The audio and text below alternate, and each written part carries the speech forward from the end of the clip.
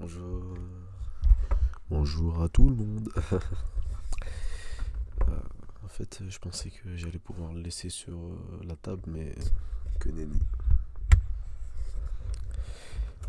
Bonjour à toutes et à tous, messieurs, dames. J'espère que tout le monde va bien. Alors, nouvelle vidéo. Encore une fois, euh, une fois n'est pas coutume, on va aller regarder quand est-ce qu'on a posté la dernière vidéo. Diladoum. Est-ce que je vais être choqué? Est-ce que. Moi je dis un mois. C'était quand?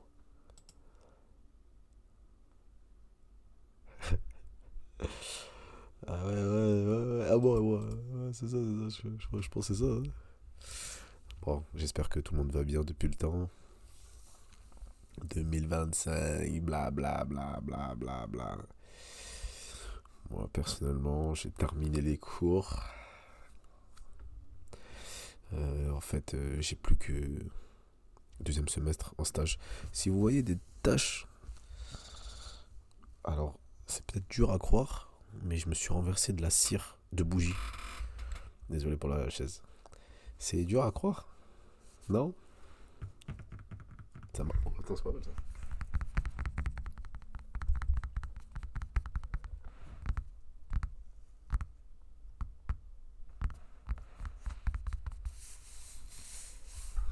C'est vrai que je fais jamais de triggers avec la Navigo. Attends,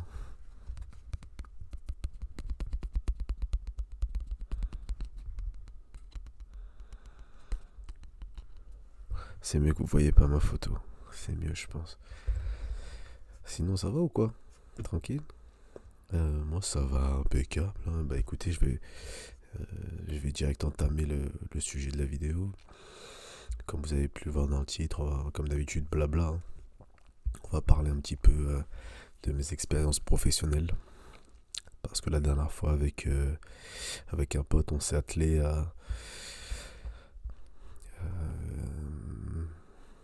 en fait, à lister tous les jobs que j'ai pu occuper. Il y en a pas mal. Il y en a pas mal. Depuis 2019, je crois que j'ai occupé. Donc tout poste confondu, hein. Ça peut être plusieurs postes au sein d'une même entreprise. 14. T'as capté? 14. Ouais. C'est passé de la caisse à vendeur de meubles, à ménage, à boulanger. Ah la vache. Mais, mais, honnêtement, je le conseille à tout le monde. Je le conseille à tout le monde. Parce que je pense que c'est peut-être pas entièrement, mais c'est ce qui m'a aidé à énormément gagner en maturité. Parce que j'estime que c'est dans le monde du travail que que tu apprends énormément déjà sur toi, mais énormément sur l'être humain de manière générale. Ah, je te le dis, mon vieux, c'est impressionnant. Tu gagnes en fait des années. Euh, Parce que j'ai l'impression que le monde du travail, ça exacerbe un peu le comportement humain. Donc ça permet de vite voir sur qui tu peux compter et vite te méfier. Ouais, pour ceux qui se demandent, mon doigt il est cassé. C'est pas très joli, hein, mais je peux rien y faire. Il veut pas revenir. Je sais pas ce qu'il a. Il est vexé, je pense. Bref.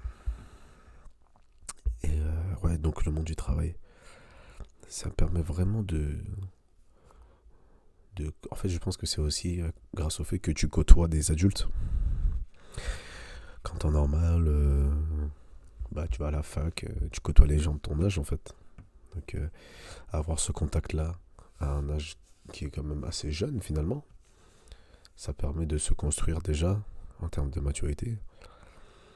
Et puis c'est plus simple ensuite de te positionner vis-à-vis de tes pairs, hein, lorsque tu es confronté justement à des gens de ton âge ou des gens plus jeunes, tu as une certaine maturité, un certain recul sur la manière dont pensent les gens qui ont ton âge.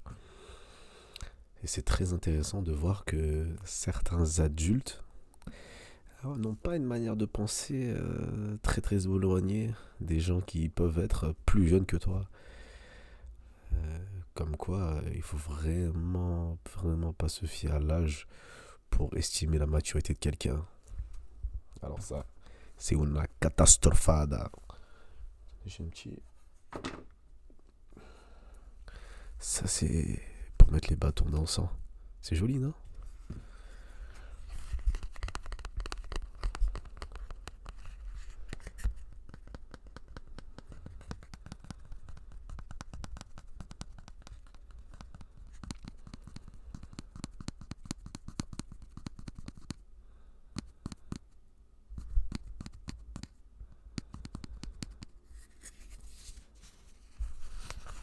Un peu compliqué à une main.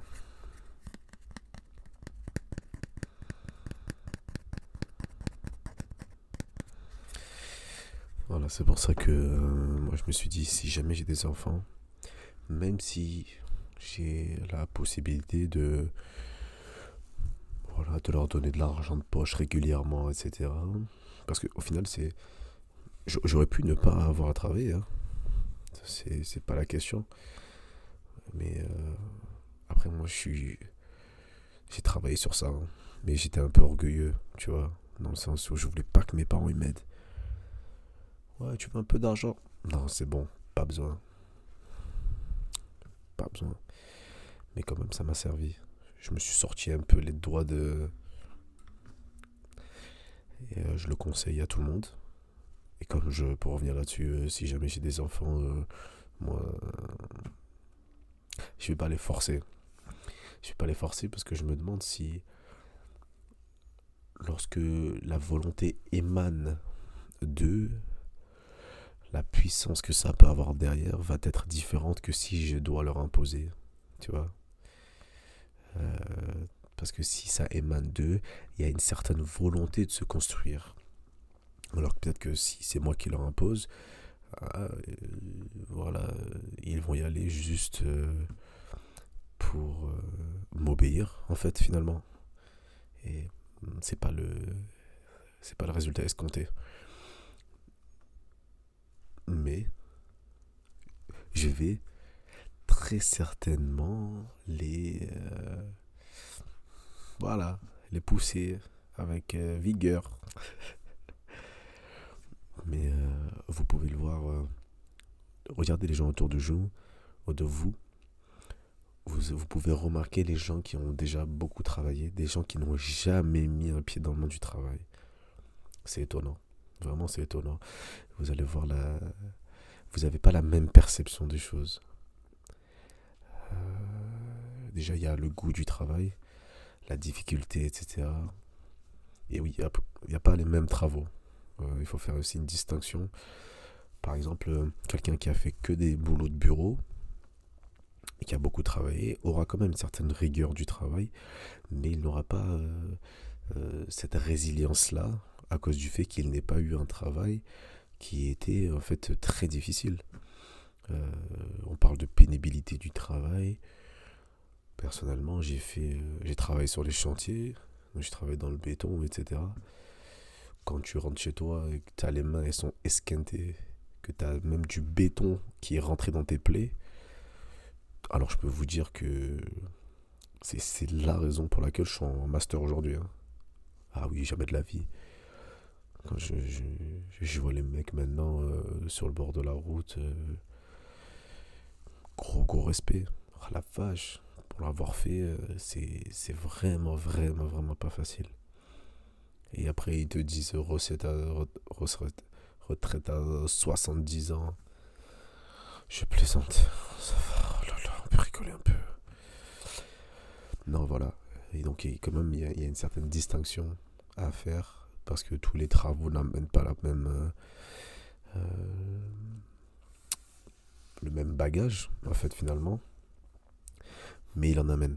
Il faut juste travailler. Je pense que ceux qui pourront valider mes dires sont sûrement ceux qui ont travaillé dans les fast-foods. Donc type McDo, etc. Où tu cumules tout. Voilà, tu travailles. Donc tu as la restauration, qui est pour moi le pire corps de métier. Tu